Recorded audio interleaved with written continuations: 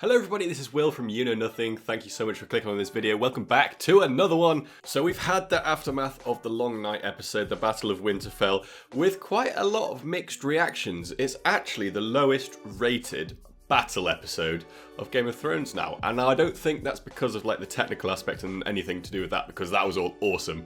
But a lot of fans don't like the narrative and the fan service that has happened. But I talk about that a little bit in the last video that I did, saying how killing the Night King may have possibly been a mistake. But in this one, I want to talk about the possible ways that Daenerys and Jon can take down Cersei and win the War for the Iron Throne. In the teaser for episode 4, Daenerys says, "We've won the Great War, now time to win the last war," or something like that. So I've watched some interviews that Kit Harington and Emilia Clarke have done, and I've got a couple of good quotes for you. So Kit Harington says that Season 8 Episode 4 is one of his favourites ever.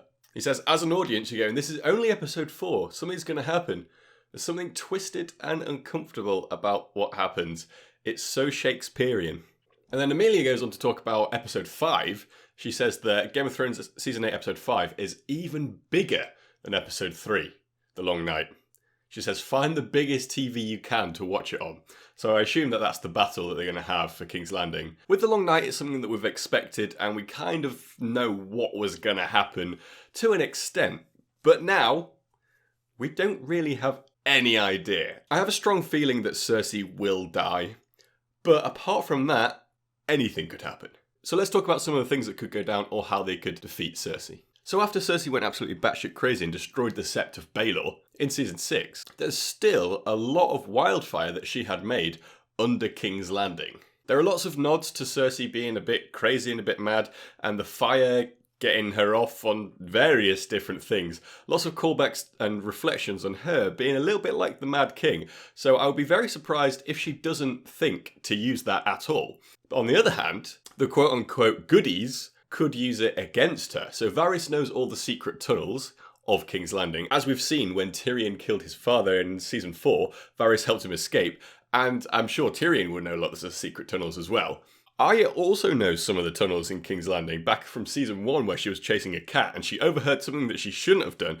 She came out near some water, so if they can find that exit again, I guess she could sneak in, easily take out a Lannister guard and maybe take the Lannister guard's face, or even just help get to the wildfire and just blow them all up. In Daenerys' vision, a lot of people thought that the Iron Throne room was full of snow, but what if this is actually ash from the blowing everything up? You never know. So all the way back in Season 5 now, Daenerys left Dario and the Second Sons in charge over in the east. She could somehow get the message across that she needs their help. Now that they've lost all the Dothraki and loads of Unsullied, they don't really have a massive army against, what is it, like 20,000 Golden Company people, the Iron Fleet, loads of Lannister soldiers. Like, they're heavily outnumbered now. So Dario and the Second Sons could come back across and help build up their army and help take them down. We've definitely not seen the last of Bronn yet either, so last time we saw him was in the first episode where Cersei tasked him with assassinating Tyrion and Jaime if they survived the Great War. Now, obviously we know that they both have now, which is awesome, but will Bronn go ahead with his hitman target? I don't think he will. I think he will swap round and side with, I'm going to call them the goodies. Bronn's going to side with the goodies, and he could somehow disable or destroy the scorpion weapon that Qyburn built that is designed to take down the dragons, leaving free reign for Rhaegal and Drogon. Albeit they're a little bit injured from the Long Night, they could still wreak havoc on the Lannister soldiers in King's Landing if there's nothing really that can take them out. Now this Lex theory is a little bit crazy, but perhaps could happen. So in the intro sequences, they've added the Isle of Faces for this season. It could just be a red herring, or it could mean something later on in the season. They don't really tend to show things in the intro without it meaning something. The Isle of Faces is an island that contains loads of godswood trees, and there's supposedly members of the Children of the Forest there. So what if someone has to sacrifice themselves and turn themselves into the Night King, or the equivalent of the Night King, by going to the Isle of Faces, being stabbed, possibly by the Children of the Forest again using their magic, in the heart with Dragonglass Dagger, turning themselves, and because they're doing it willingly, perhaps they might have more control than the Night King had, because obviously he didn't want to become the Night King, so he was full of vengeance. If they're doing it willingly, perhaps they could control the army of the dead to go down to King's Landing, take down Cersei and her army, because obviously Dany and Jon don't really have an army now. Dragons could obviously do a lot of damage, but this is a little bit crazy.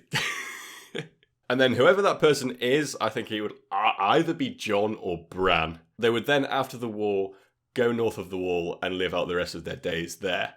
That would fit in with the bittersweet ending that George R.R. Martin has said that there is. The third twist. I don't know.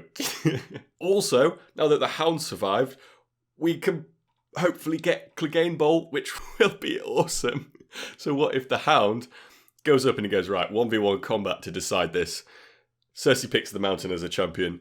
The Hound fights him. Clegane Bowl. Hound wins. That's over. That would be awesome. How do you think the last war is going to be settled? What do you think is going to happen to these characters? Hopefully it's going to be as awesome as we expect. Hit the like button if you're excited. Thank you so much for watching this video. Subscribe to my channel for more Game of Thrones stuff. I'll definitely be doing more, obviously, while the season is on, and even afterwards with loads of theories and all that stuff. Thank you so much for watching. I'll see you on my next one. Adios.